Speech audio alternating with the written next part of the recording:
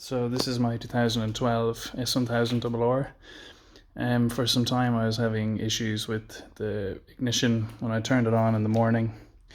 It would take about 5 to 10 seconds for the dash to light up and everything to do its sweeps and calibrations. And when I was riding, it would cut out randomly. And it just shut down the whole bike, and it would recycle the dash as if I'd powered on and off the key.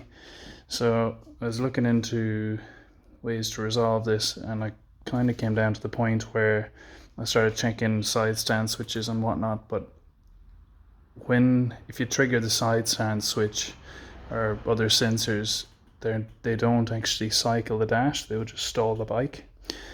So since the dash was cycling on mine, I thought that it could be an ignition issue, and I went ahead and tried to tap on this ignition switch, as you can see in my other video. And whilst doing that, it would shut down the bike and it would cycle the dash. You can see that on the other video on my channel. But this is fixed now. I have a new switch installed, and this is the old switch.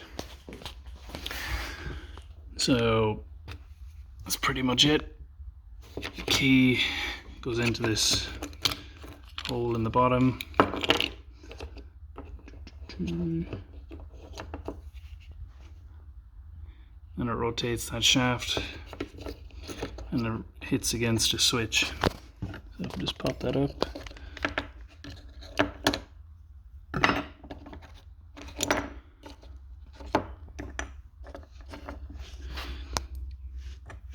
So the key goes in the bottom of that, and it turns, and you can see there's ramps. There's a little ramp on that shaft. A bit greasy. There's a little ramp, and as this rotates, it hits against that little switch. Push it against this.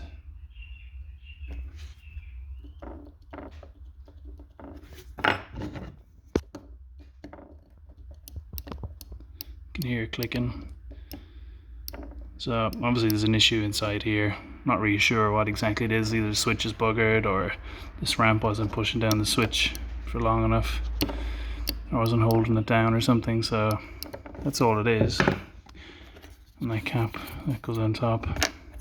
But that was the issue with my bike. I installed a new switch and it's good to go.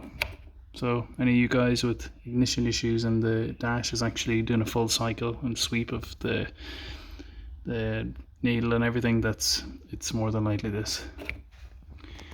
171 Australian dollars and about 20 minutes to install.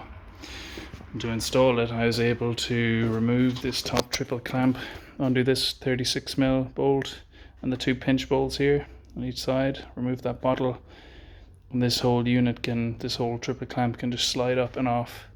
When reinstalling it, I had to stand at the front of the bike and pull the two forks towards the front of the bike to be able to slide that triple clamp down, but it is doable without head stem stand. I just had it in the front wheel chock when I was doing it. So yeah, hope that helps some of you fellow S1000 owners out there.